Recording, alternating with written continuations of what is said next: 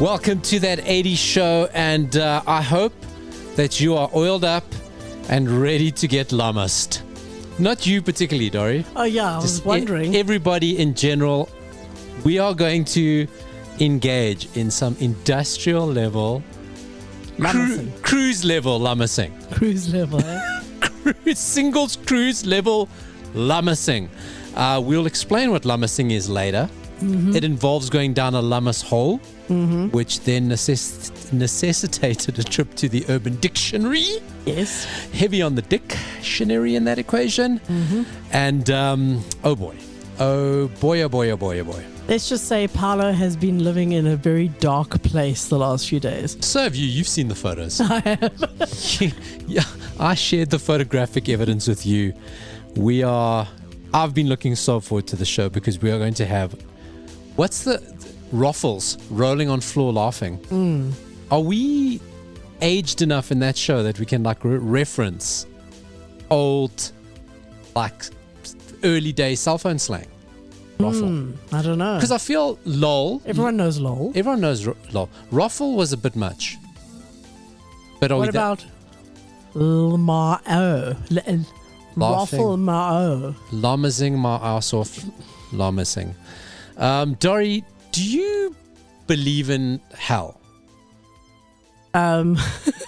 Whenever I hear Mariah Carey, yes, I do.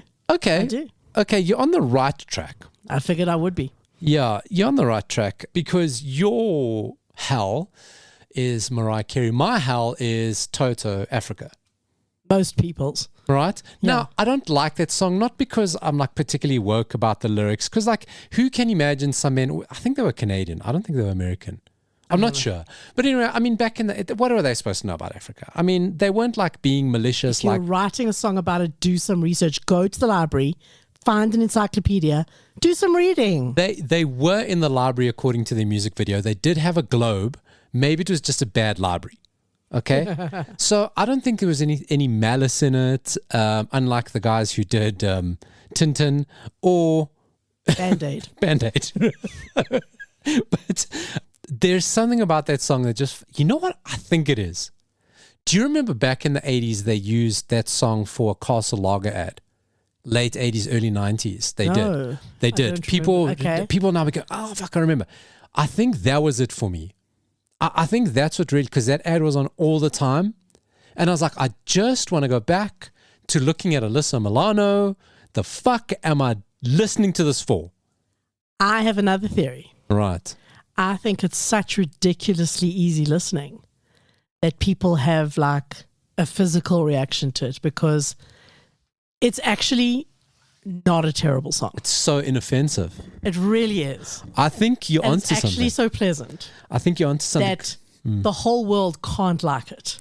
So some people have to have an opposite reaction to it because it's so pleasant. I buy that. Actually, I do, because it pops up on every playlist. And normally first, because Africa, right? Right. And sometimes it'll just be on your playlist and you're listening to it and it will take you a while to realize, oh, fuck this song. Why you don't even realize you're listening to it until it's halfway. So easy listening. Yeah. That's the gateway. It's the devil's song. Mm-hmm. But anyway, Dory, I will tell you about where hell literally exists, because in the Namib Desert of all places, this is the mouth of hell. There is an art installation that will play Toto's Africa for all eternity. This has been created by a artist, 27-year-old German Namibian artist, Max Siedentopf. He has created an installation. Now, how this thing looks in the middle of the Namib Desert, it is 6 square plinths around a taller 7th plinth. Right, the tallest 7th plinth has a iPod on it. iPod. That's how retro this is. Okay. Each plinth has a speaker, solar powered, only playing Toto's Africa for all of eternity until the desert and nature. So it's a playlist of one on repeat. Constantly. Who will ever know what else it plays? I like to think there's a bit of Tropicana in there. But that is literal hell, will play forever and ever and ever. Amen. How far away is it from any kind of civilization? Because there's no ways anyone could actually hear it unless they're there. Middle of the desert. Animals, though. Dory, this is middle of the desert. I mean, this is... They are sand snakes. Do snakes have ears? I think notoriously they don't. So I'm going to show Dory the photo of these plinths. I mean, that is middle of the desert. We'll post all these up that Eddie Show essay on Facebook. It's actually like so fancy looking. I know. I wasn't expecting it to be that fancy. I know. It looks like really good. It's like really well installed, good speakers, iPod. Not even iPod Touch. I mean, that's a proper iPod. I mean, I don't want to question an artist's vision, but why? He is an artist. He specializes in creating artworks because he's German Namibian, and he usually, as they say, satirizes stereotypical Western understandings of Africa and art from the continent.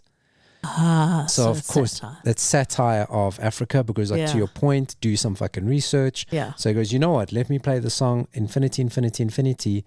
If a song plays in the desert and no one hears it, did the song ever exist? Also, I'm guessing there's no rains down in that desert, right? Like, otherwise the iPod would get wet, the speakers would get wet, but it's a desert, so there's no rains down in that part of Africa. You know, I wish I had a little bell or something to move us on from segment to segment because that is fucking fantastic. Clip that up. That is the promo. No, Dory. You know our good friend, the Celeb Savant. Of course you do. You know he goes to concerts. Every concert. Yeah. How many has he been to? A couple of hundred by now, he said. I don't know. A couple of hundred. Lots of concerts he goes to. He gets to go to concerts for work now. Right? Not a bad gig. Goes along with his little digital camera. You know? Yes. Very much. Literally a digital camera, not a phone. No, loves the old media. Loves the old media, him. And I said to him, are you on course with this guy called Adam Jacobs, the man who taped 10,000 concerts and then has started to put them online? Now, here's a question, right? Because I also saw this. Isn't that illegal? Isn't he bootlegging the concert? Probably, yes, very much so. Started going to concerts in the 70s and started recording them, okay? And painstakingly has started to get all of these concerts up online.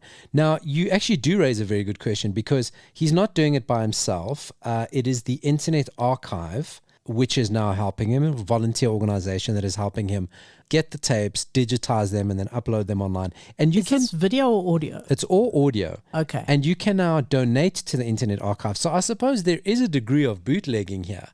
Yeah. Right? But I mean, unless the artists have given their blessing. But I doubt he asks all of them first. No. These artists are not. So nothing here actually clarifies who has given the rights to it. So it is a project called No Tape Left Behind.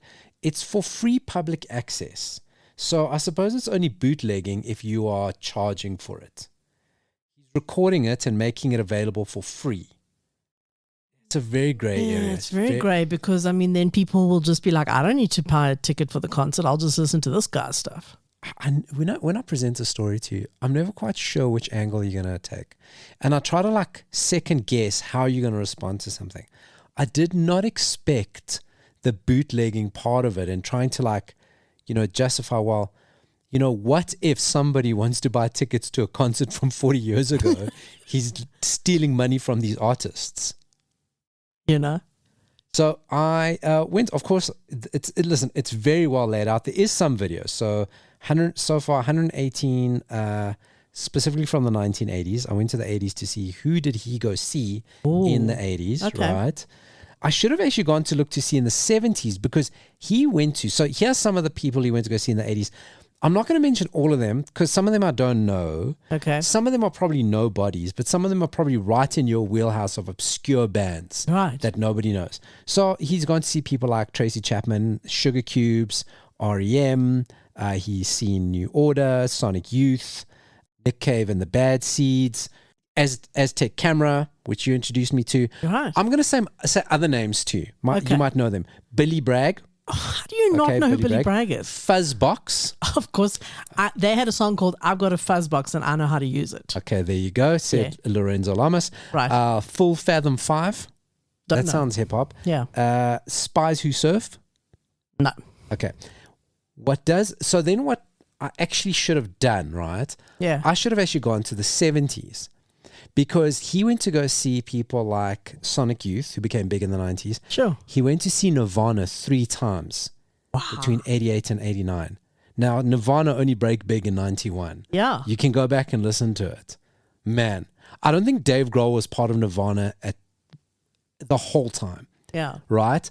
But, I mean, imagine that. It was probably awful. No, it's actually pretty good. Really? Raw as shit. Like, I mean, you can you're really unpolished, really raw. Because a lot of artists, their early stuff is not great. Like About a Girl's there. A couple of songs that they did release commercially are on it. Obviously, I know Nirvana, but I should have actually gone to look at the 70s to see if there was anybody. Should we do that quickly? Why not? Let's just do that quickly. It's pretty quick. Hop in the DeLorean. Well, of course, I'm a dus because he only started doing it in 1985. So, but Didn't start doing it in the 70s? Kate LeBon, related to Simon. Do you know that? Who knows? Yeah. Oh, he's Midnight Oils, yeah. Pavement Live. So anyway, a bit of hit and miss, but kind of like the stuff that Celeb Savant does, to be honest. Hey, you got it. Yeah, we haven't heard of half that stuff. I mean, that's the I am very out of touch, though. Hey, the Cypriot hip hop artist that he interviewed. That was the one of most interest to me. Now, okay, let's go back to the topic of today's show. Right. A lot of time talking about Lorenzo Lamas because we have hardly ever spoken about Lorenzo Lamas. Yes. Because in the pantheon of 80s greats, yes, he was a soapy star, but he was on Falcon Crest. Yeah. Right? It wasn't one of the biggies. Very. Yes, he was in movies, but he was very intentional B. I try not to do B-grade movies. I try to do movies that... No, I really don't. It's too easy. Mm-hmm. I try to do movies that try to be better, but ended up bad. Because if you can just do B movies all the time. Yeah. Like I do B movies. Yeah. But he was too B. Yeah. He was a singer, but just really bad. Was he? Was he a singer? I shared some of the songs with Dory. We'll get to that a little bit later. So he has a little bit of everything, but not enough of anything.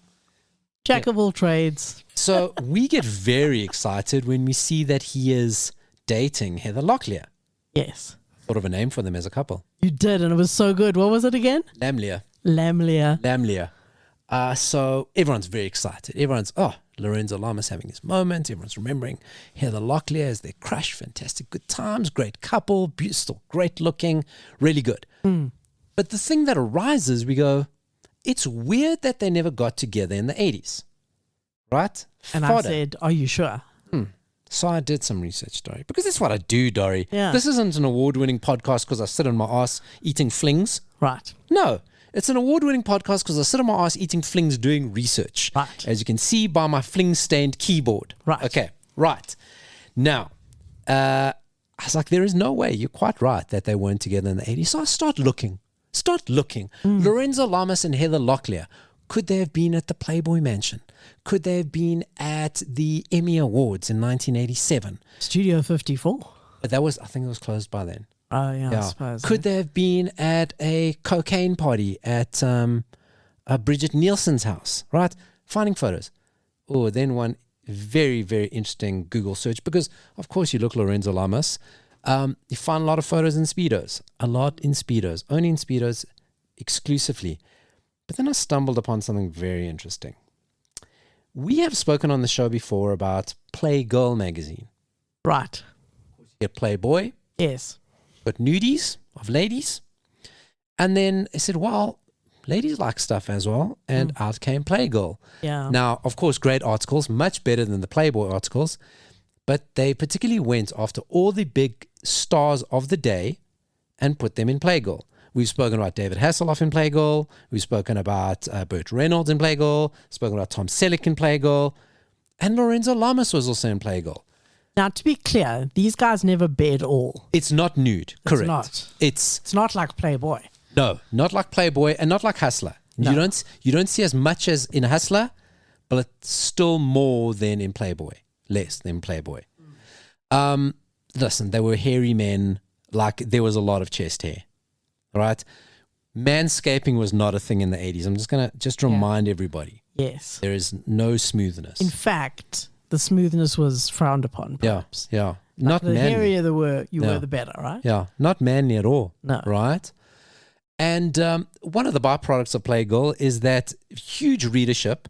No woman ever admitted to reading it. Massive amongst gay readers. Right. So it became just the favorite magazine in the gay community. And Lorenzo Lamas, of course, you're a soapy star. You like wearing a Speedo. Lovely thatch of chest hair. We're going to put you in, but we're going to mix it up. We're going to put you in and do a photo shoot with Heather Locklear. And why, perchance, would you do this? Were they perhaps dating? It never says they were dating. Nowhere does it say that the two of them were dating. It feels so random. It was just that they were the two big stars of the day, and they thought, you know what? We're going to put them in. Because here's the thing that I'm thinking, right?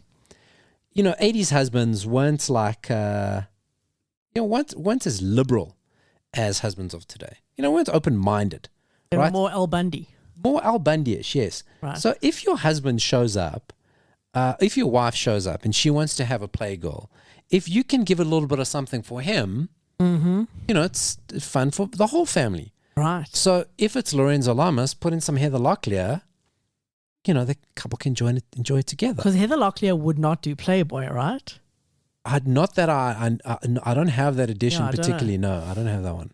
Because maybe that's like a little bit too far. Too on the nose. But hang on, how naked did she get? Well, we're going to go through the photos. I'm going to describe some of them, Dory. Right. Okay.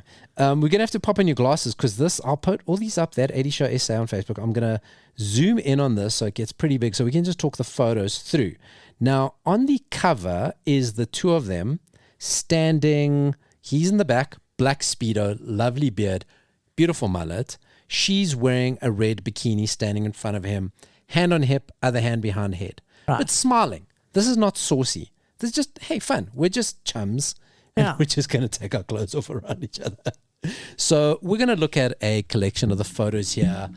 I want you to start from, so there is one that Heather Locklear is standing upright, black one-piece costume on, with a polka dot white jersey over her shoulders.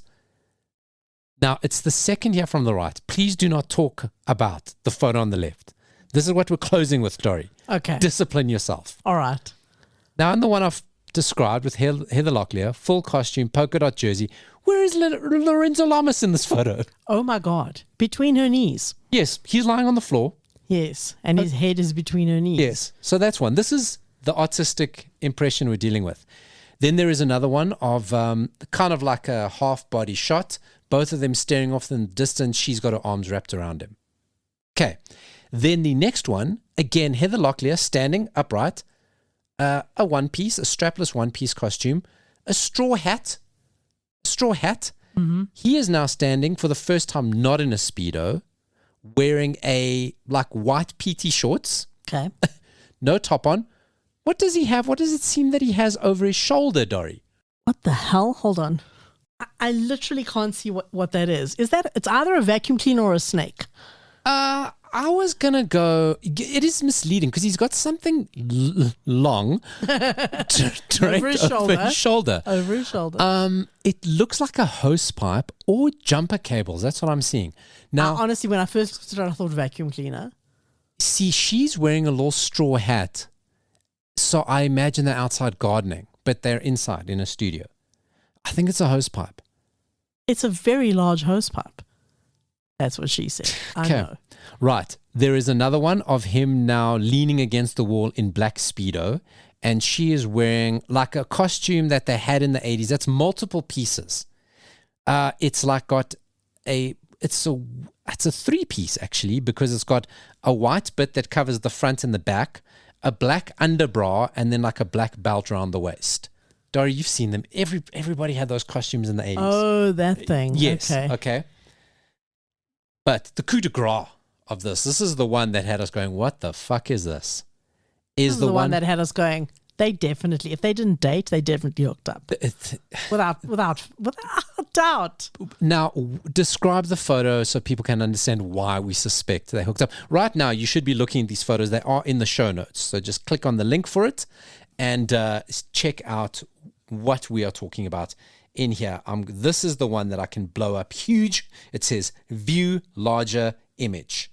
And my God, I just made it very large. That's what she said. So the first thing I notice about this, believe it or not, is her eyes. She does. Yeah. She doesn't look like Heather Locklear. It doesn't look like her at all. They've definitely done something I think different it's something with her hair or whatever it is that they've done different. Yeah.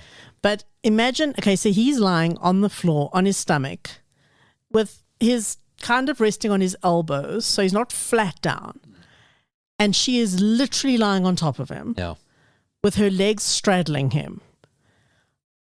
I have no idea what the prompt for this pose was. They are both still wearing swimming costumes. Yeah. This is the whole shoot. Was there zero nakedness? This was Playgirl. They didn't get naked. I mean, I don't know. Is this exciting? Is it titillating? It's titillating me. Is it? And this is 40 years later. I'm titillated by this entire thing. I'm impressed by how good he looks because I've never thought he was that nice. He looks very good in these photos. Well, it's the beard. It is the beard. He's much better with the beard. Better with the beard. He doesn't have a good chin. I think that's what it is. Yes. Yeah. Oh, that could be it. She does not look like herself, but she's beautiful. You know, it's also because you think of Heather Locklear, think big hair. Yes. And her hair's all slicked back in all these photos. photos. And it's also not very blonde. It's almost like a dark blonde. Yeah. Yeah. So this has popped up, obviously, you can imagine, all over the internet.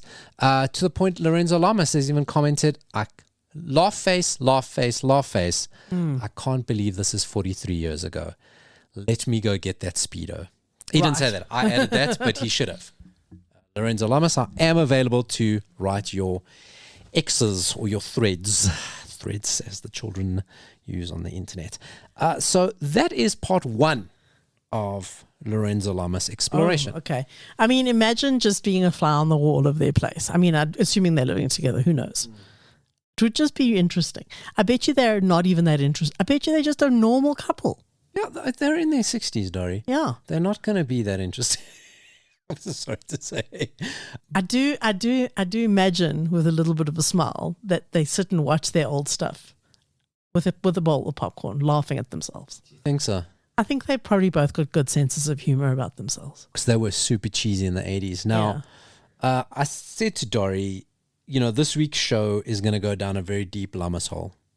And Dory was like, that has got to be something in the Urban Dictionary, a Lamas hole. Right.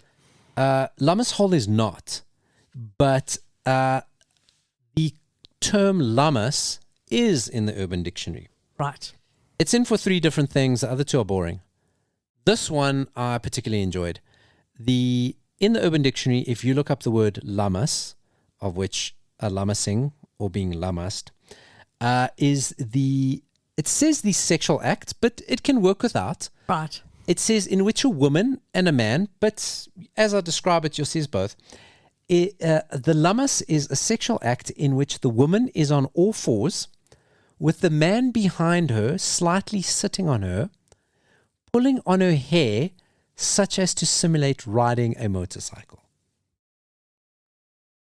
Is that what she's doing in that photo? That's what I'm actually thinking right now. Right. Is that like... That must be a post-Lamas. Right. It's either pre or post-Lamas. Because his hair wasn't long enough. His mullet hadn't grown out yet. So they either had just Lamas or they were preparing to Lamas. Yeah. Now, let's explore Lamasing. They do say sexual act. I think it could be non-sexual. Could be just a bit of clothed fun. Yeah. They do say a woman and a man. It doesn't have to be. No. Can be man, woman, woman. Also, it doesn't need to be long hair. Big ears work. Right. Big ears, motorbike. You can do it. And the sitting on the person is key. It doesn't say if you have to go brum, brum when you do it. But be creative. You know, add some of your own spice to your relationship. Can anyone do this without laughing? That is the challenge. So that is a lamasing. I don't, as the sexual act, I don't understand slightly sitting on her. This is what I'm confused by the mechanics of that. Well, I don't want to think too much about it. The naughty bits are not going to be touching. I don't see how. Because then you're sitting on the legs, I suppose, and then you're like riding a hog. Then you're going, you'd need like a really long mallet. Fuck's sakes. Like or holding armpit business in the hairs. front and sex in the back. Hey. So that is the term Lamas. Right. Now, which brings me to the third Lorenzo Lamas segment of the show. We're in Lamasville. We're not leaving anytime soon. We are. We're in Lamas land, and we're gonna fucking, bite our teeth. Bite our lips, and fucking ride off into the sunset. I think we should try to get an interview with him. I think you'd do it. I mean, like, who's trying to get an interview with him? Listen, I want everyone to understand this. Over the course of that 80 show, I've developed obsessions with people. I know. Remember when I was obsessed with Sandy Martin? Who? The one-hit Euro disco wonder. Remember him with the long hair? Yes. Okay. I was obsessed with him. The Hasselhoff obsession, George Michael, obviously, Thomas Anders, there's a Hughes obsession, Morton Harkett's obsession, but there's obsessions all over the place. I developed these obsessions. And he's my latest. Yeah. I'm now fascinated by him because I didn't pay enough attention to him before. And I feel like this is his moment. Yeah. Because I want to find out, and I will, if we do get an interview, I would like to ask him about the movie I'm going to recommend. Which normally I don't tell Dory about the movies I'm going to do, but I did share some things with you. I said, because, this is we're getting Lamased. Yeah, no. I'm so glad you shared with me. I have definitely seen that movie. So have I. I might have even seen it on the big screen. It's possible. Oh my God, it's Sinikini. Very possible. Right. So I would have been around 12, 13. Came out in 1983. Yeah. So but remember, we got stuff later. It came out in 1984, sorry. Yes, and we got stuff later, yeah. Because in 1983, Flashdance came out. Right. And somebody must have been watching Flashdance, seen the success, go, fuck. But it's with a woman. Mm. And it's doing so well, imagine you make it about a man. Imagine we hire that guy from Falcon Crest. And imagine we make it about, what are the kids into these days? What are they like?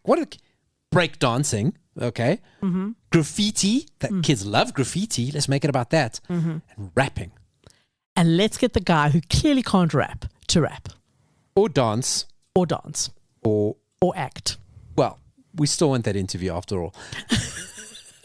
The movie is called Body Rock from 1984. And if you don't have the song in your head right now, Paulo's going to play it for us, right? Well, no, because I got a very rude email because I slipped in a Michael Jackson song into one of our previous shows. Every now and again... Michael Jackson used to slip things in all the time. I was like, come on, guy. But every now and again, I will try to play a couple of seconds of a song. Usually get away with it. You play a Michael Jackson song. Right. Okay, but people can go and listen to the song. It will actually be in the show notes. Right. So go look there for the song. I've dedicated a special section. You made me listen to it, and I have had it in my head ever since. So have I. It doesn't leave. It is on one of my playlists. I do listen to it more often than just this week. I want to specifically talk about the music separately. Okay. Because it is actually the saving grace of this movie. Or why this movie exists. I don't know. I actually think I fucking love this movie. So it's called Body Rock. And yes, somebody went, right, Flashdance, breakdancing, graffitis, and rapping. Pretty big. We make a movie about it. It's going to be great. But let's do it with a white guy. Yes. Really? Lorenzo Lamas is the main actor playing a character called Chili D. Now, Chili D is a graffiti artist who we never actually see him do graffiti, right? Chili D's character is the biggest fucking dickhead ever. He's not like... Normally when you watch a movie like this, you want him to see like, okay, he's a dickhead, but maybe just a dickhead because he's misunderstood. And there's going to be some sort of redemption. Right. He never redeems himself. Okay. He is just always a dick. Right. He's just like, he should be like the character that tries to derail the main character. But no, this is just him. So he should be the James Spader to Andrew McCarthy. Right. Exactly that. Right. And he is now a graffiti artist who's also a club promoter for a breakdance crew. So he introduces them and then they dance. And then he stands in the background just moving his arms. Right. But he just wants to be famous. He just wants to be famous. And he's out promoting his club and he gets approached by somebody who says, I'm looking for a breakdance crew. do you have one? He goes, I've got a breakdance crew, but I'm actually the main guy in it. I mean, why take them? Take me. He goes, okay, what can you do? So he does something. He does some sort of audition. Does not prove he can rap. Does not prove he can dance. The guy goes, fantastic. I'm opening a new club. I want you to headline it. Mm-hmm. This club is fucking all over the place, this club. Every night, the club is different. There's different... It's different. It's a different place every night.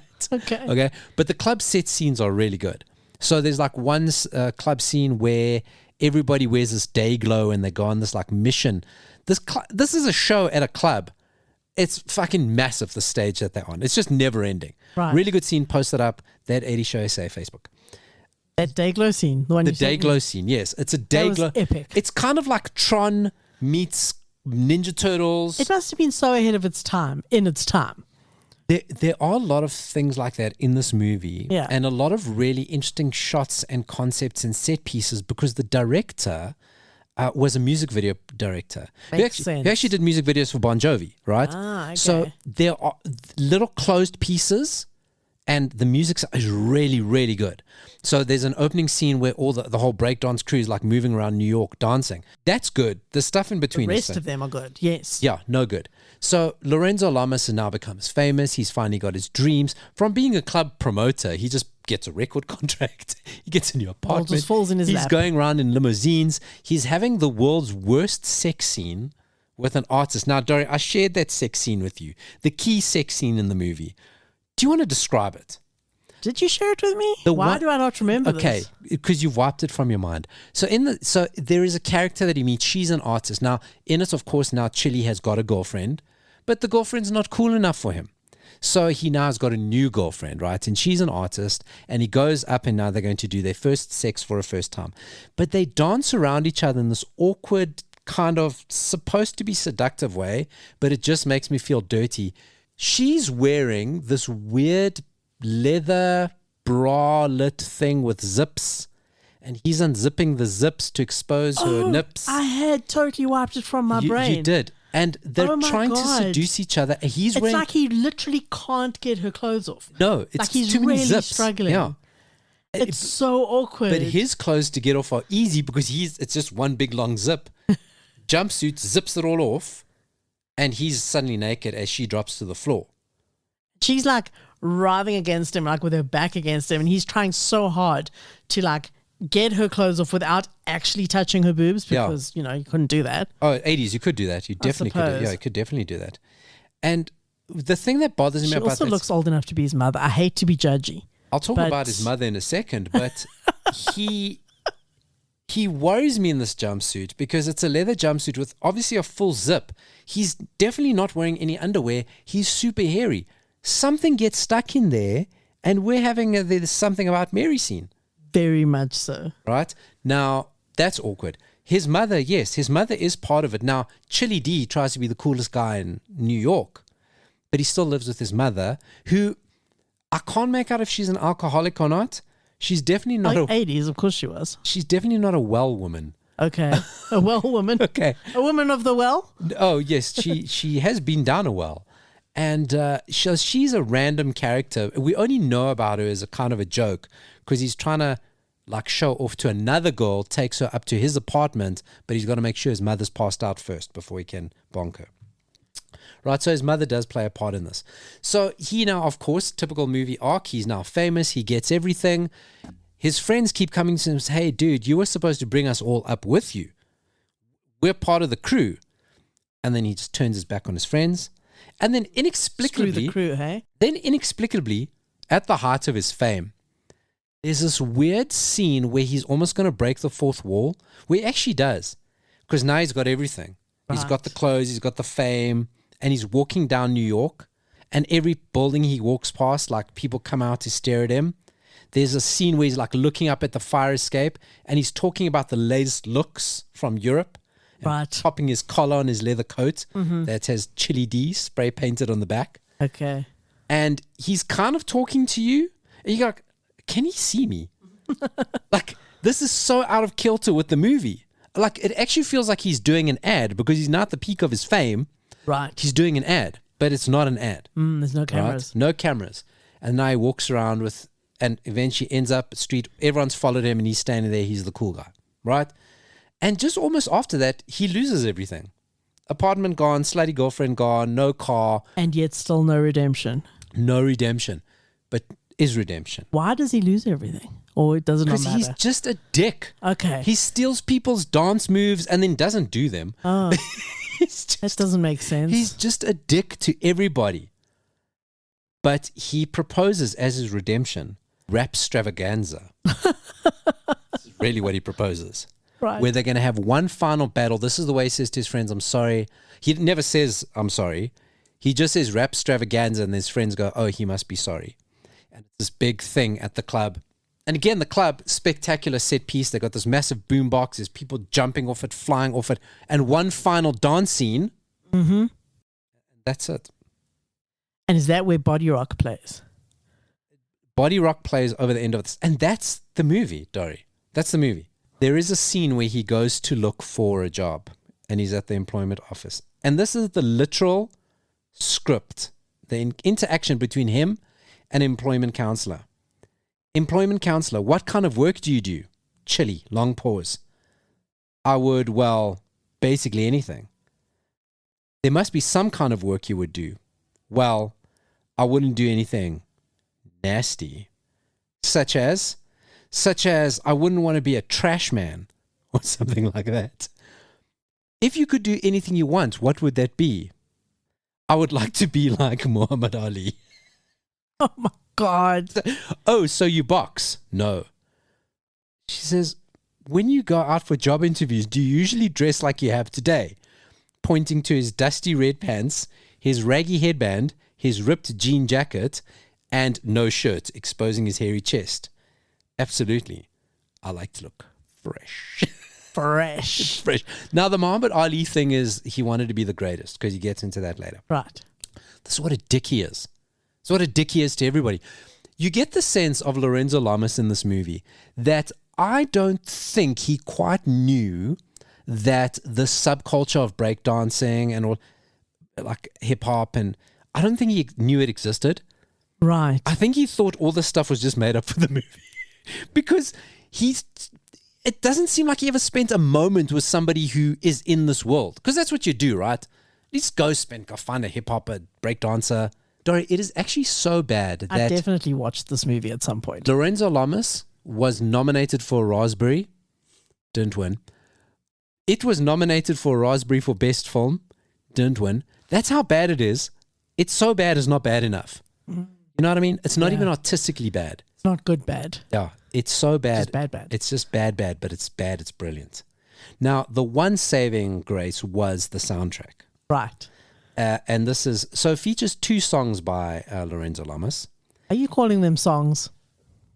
Yes, because which is the one, I think it's Smooth Talker, yes, where he's not singing, he's talking, and he keeps going, yeah. I listened to the other one as well, which was slightly better. The more ballady one. Yes. That one is called Fools Like Me. Yes.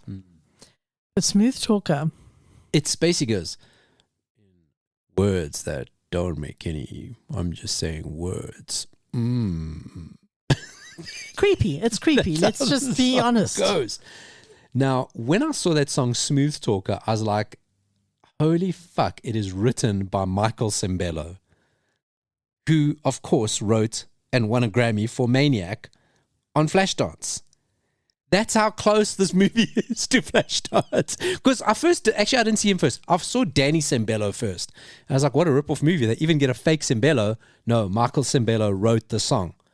By the way, sounds nothing like Maniac. You peaked at Maniac. Yeah, dude. Oh, my God. But the rest of the album is pretty good because it features Body Rock by Maria Vidal, which was a huge song in South Africa. Got to number 5 on the Springbok charts. Wow. And is on many a pop shop. Because I honestly think that movie probably did quite well here. It would have done really well. And you know why maybe you thought you saw the movie? Or if maybe people are thinking... Because they kept playing the song on Pop Shop? The music video had a lot, and they played the song on Pop Shop. So that's why it's possible. You'll see stuff that I recognize. I was like obsessed. I was obsessed because I had watched Breakdance and Beat Street. I was obsessed with those kind of movies. This one is not as good as any of those. No, of course not. But that doesn't mean I wouldn't have gone to the movies to see it. This is like Parisian Ninja, right? So when everyone is making ninja movies and you had American Ninja, like I watched Parisian Ninja, don't misunderstand. But this is kind of like in that pantheon. I know, totally. Third or fourth best. I'll never know. But as soon as I saw it, it was familiar and I knew it.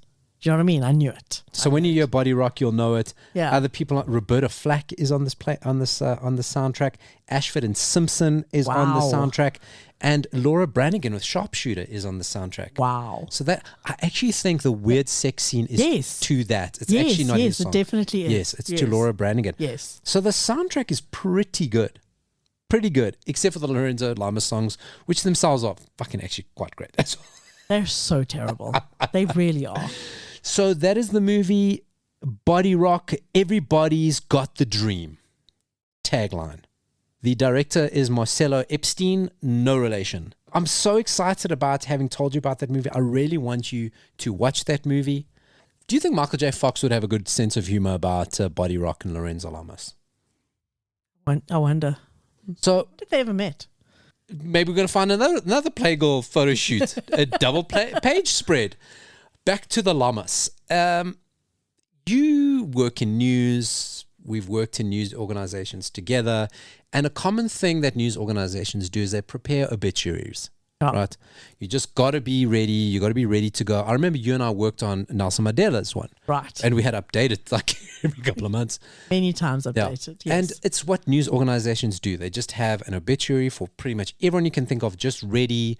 There's one person constantly updates it that if when that person passes away, they can post the thing and it's videos. And it's always kept updated, but it's always there.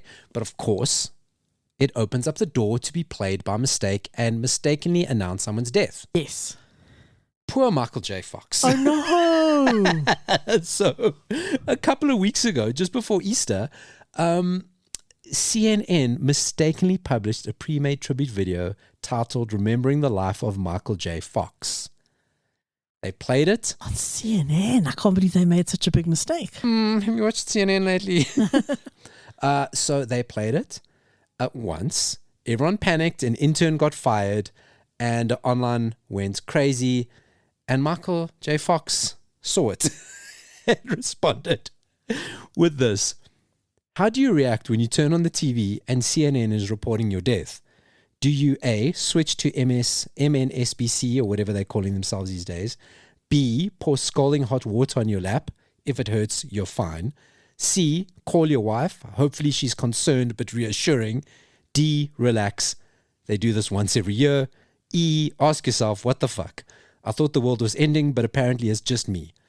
I'm okay. Love. He's got such a good sense of humor. Such a great sense of humor. Michael J. Fox is actually great. Yes. He's doing very well. He's in the latest season of Shrinking. Do you watch Shrinking? My wife watches it. He's not in as much as I kind of hoped. No, but he is. He's really funny. He is in it. I want to get his book, Future Boy. Right. His new book, which came out. I've got to get hold of that. But everybody close to him is reporting he is very much fine. Bad CNN. Bad CNN. Did they do an apology? Yeah, of course they did an apology. Oh, how did I miss all this? Anyway. Yeah. One person who is very definitely dead is Prince. Okay. Was that a segue? It is. It's a neat segue into 280s Truth and a Lie, the Prince edition. Awesome. So, of course, this week is the 10th year of Prince's passing. So I thought, what a great time to play 280s Truth and a Lie, the Prince edition. Can't believe it's 10 years. 10 years. He passed away. Oh my God, this is the year when everyone died. A lot of people died in 2016. This was the George Michael, David Bowie, Prince. This was a big one. This was that year. 2016 was big. Oh my God. Yeah. Prince edition, 280s Truth and a Lie. I have got 3 facts about Prince, or 3 statements about Prince. 2 are true, 1 is a lie. This one's going to be tough. Because he's weird. Yeah. He was off. Yeah. And off so much as Prince hated onions and avoided them religiously. Statement number 1. I don't know where you would have seen that. I take these from a very trusted source, right? But statement number 1, Prince hated onions and avoided them religiously. Statement number 2, his real name, unlike Madonna and Cher and George Michael, his real name was Prince, statement number 2. And statement number 3, of course, we all remember he adopted the symbol in 1993. Right. The name of that symbol is the syncope. 3 statements, 2 are true, 1 is a lie. Prince hated onions. His real name was actually Prince. And the name of the symbol he changed his name to is called a syncope. 2 are true, 1 is a lie. I'm trying to remember if his name was really Prince. Because when he died, that would have been what the articles would have said. Prince, so-and-so and so-and-so, better known as Prince. You know what I mean? Like Reginald Dwight, better known as Elton John. And no, I'm not saying he's dead. He's dead. He's not dead. Let's not be distracted. I think the onions is a lie. The onions is true. Okay, where the hell did you find that? I did double check it. It is true. Prince hated onions, would not even be in the same room as onions. Now think about how weird Prince was. That does track. His name isn't really Prince? Dory, his name is actually Prince. That is his name. Told you it would be hard. He was born to 2 musical parents and he's registered as Prince Rogers Nelson. And that's his name. That was the name of his father's jazz combo. So his first name is really Prince. Right. Listen, there are so many weird factoids about Prince. I got to tell you, like all over the fucking place. But the lie is that the symbol was not called a syncope. It was actually called a love symbol. It is an amalgamation, a doodle he made of the symbol for male and the symbol for female that he kind of like put together and doodled around. Okay. It is called a love symbol. A syncope is actually the name. This is English lesson you're going to get you on that 80 show. Yeah. Is the name for when a loss of sounds happens in the middle of a word over time.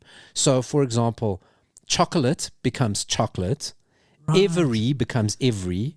Camera becomes camera. So that is called a syncope. Aluminium becomes aluminum, but only in America. Only in America. So when that happens, it is called a syncope.